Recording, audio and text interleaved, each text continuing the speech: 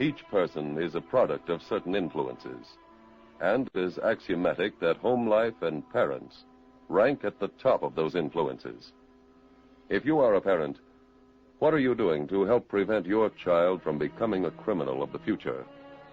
Is he learning by watching you to respect law and order? Are you giving him the attention and affection he needs? Your FBI has learned many things in its years of fighting crime, one of them being that even more than charity, crime prevention begins at home.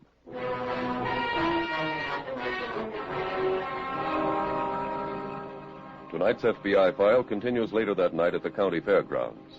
Special Agent Taylor is in the manager's office when Agent Bentley arrives. Jim, I hear this place was burglarized tonight. Yeah, just before I got here. Even after our warning, huh? The manager thought his safe couldn't be cracked. Where is he now? It's down at police headquarters. They sent out an alarm on 2 suspects named Chuck White and Andy Anderson after they found this wallet near the safe. Belongs to White. Who's he? He's a parachute jumper with the show. Anderson is his pilot. Any idea where they went? No, but they took off right after the robbery. The manager know where they're supposed to work next? Well, this is the end of the circuit, George. From here, everybody splits up for the winter. Oh.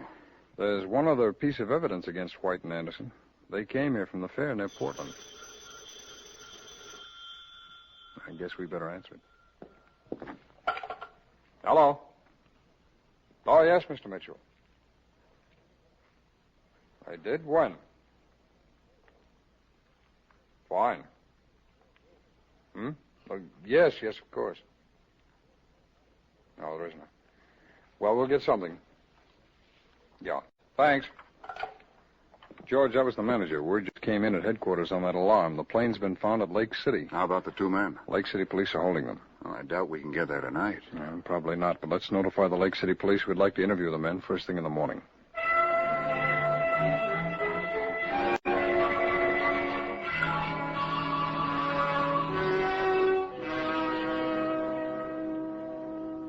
Mr. White, you claim you have no idea how your wallet got into the manager's office, huh?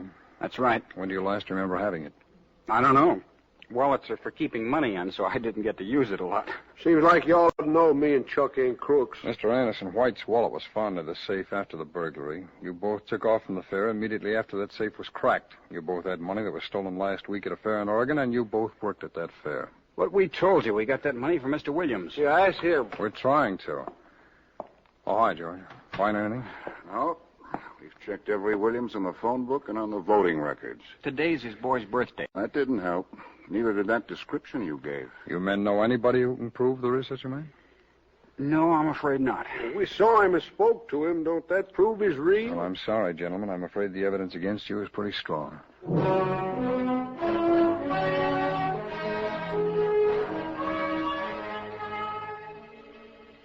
FBI headquarters in Washington takes an important part in all cases. In this one, for example, Agents Taylor and Bentley sent the fingerprints of Chuck White and Andy Anderson to Washington, and also sent the description of the man they knew thus far only as Mr. Williams. Further investigation was also made on which fairs and carnivals Anderson and White had worked during the previous 6 months. Meanwhile, at an apartment in another city, the doorbell rang. Patience. Coming. Hi, Al. Well, Roy. Come in. Say, did you have any trouble brushing the 2 patsies? No, not a bit. Nice boys. I left them at the Lake City airport. They were arrested an hour later. Hey, what are you doing? Hanging picture. This guy a friend of yours? A friend? Ah, yes, indeed, son. Who is he? A great man, son. A really great man. Son, that was Robert Adams, the father of American safecrackers. I never heard of him. Ah, it's too bad, yes. He was rather neglected in the history books. Quite a pity. Why, do you know the reward on him was more than most men can steal in a lifetime? Oh, I don't know. We ought to be pretty fat in the loot department. Where you got it? It's right over there on the table. It's waiting for you, the large envelope. How much is there? $8,000. Oh, brother, I can't wait to start spreading it around New York. New York? Yeah, I shipped my trunk up there, and I got a room waiting at a hotel. Roy, There's no point squandering the money that you work so hard to get. Now, listen, you take my advice. I wish somebody'd given it to me when I was your age. Yes, sir. You get married. You get married to some nice girl like that nice little girl up in Oregon. She's in jail. Oh. Well, there are other girls around. The place for you to go is south, my boy. There are plenty of carnivals running down there. You try to find one in Georgia or Florida. I still need 'em. For what? Well, I don't know. I suppose it's just an old man's pride. But before I retire, I would like to crack at least one safe in every state in the Union.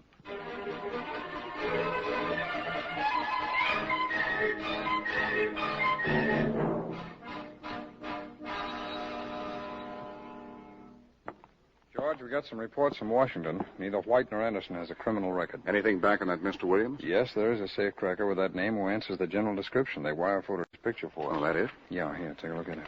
Mm-hmm. Are you the FBI men? Yes, that's right, Ray. The policeman at the desk said to see you. About what? Chuck White and Andy Anderson. I'm Betty Kimball. Oh, I'm Agent Bentley, and this is Agent Taylor. How do you Kimball. do? You know anything about the burglary? Just that they didn't do it. Are you related to White or Anderson? No. I was the press agent with the fair down to Auburn. And I say, well, tell me, do you know a Mr. Williams? Williams. Williams, isn't that the man that Chuck and Andy brought up here? No, that's their story. You can believe them about anything but their act. We have Williams' picture here. Would you take a look at it, please? Mm-hmm. Ever see him? I think so. Where? I'm trying to remember. Sure. That's the guy I saw hanging around Roy Carter's pitch on the Midway. Oh, they seem to know each other? Like old pals. Who is this Roy Carter? A grifter. He works carnies, fairs, any place he can set up a stand. Where can we locate him? In New York, but I don't know where. I ran into him yesterday while he was checking his equipment at the station. Told me he was going to New York for a vacation after he stopped to see a pal. George, that pal could be Williams. Yeah. Did he mention any other city? No. Well, if Carter bought a ticket to New York with stopover privileges, the railroad station might have a record of it. Let's call and check.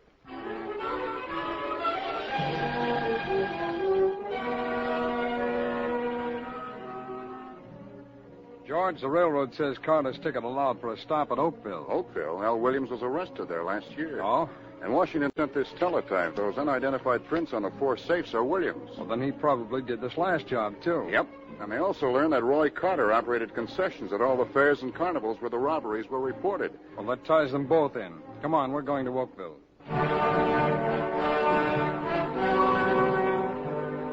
Never mind those phone books, George. Why? I found the cab driver who picked Carter up. Hey. And he remembers where he took him. Oh, where's that? An apartment house at 73 Allen Street. Let's get over there. Janitor says Williams left town yesterday. For where? He doesn't know, but he told me Carter visited Williams a few days ago. They live together? No, but, George, if they're back in action, maybe we can find out where. Let's get to a phone.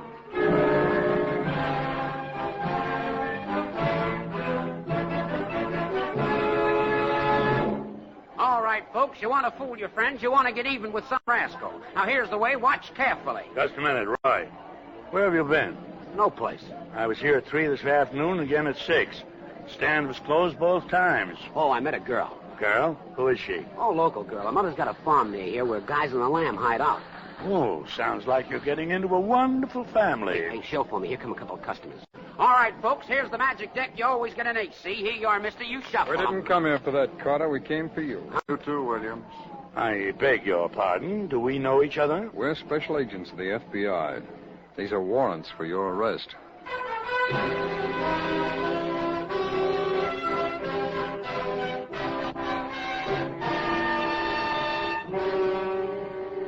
Roy Carter and Al Williams were convicted of interstate transportation of stolen property and sentenced to federal prison. Special Agents Taylor and Bentley learned the name of the carnival at which Roy Carter was working by calling the railroad station in New York. The station master's office told them where Carter had requested that his equipment trunk be sent. The arrest of the two fugitives in this case illustrates not only the thoroughness of any investigation by your FBI, but also the labor which goes into freeing innocent suspects. The Federal Bureau of Investigation is proud of the fact that special agents have never set out to prove the innocence or guilt of any particular person. but have always concentrated on finding the evidence in a case and allowing the facts to speak for themselves. For only in that way can justice be served. And justice is the sole interest of your FBI.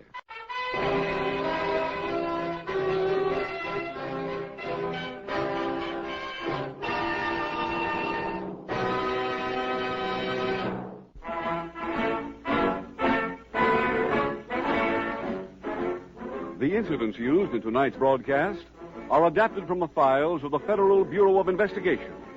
However, all names used are fictitious, and any similarity thereof to the names of places or persons, living or dead, is accidental. This is Your FBI is a Jerry Devine production.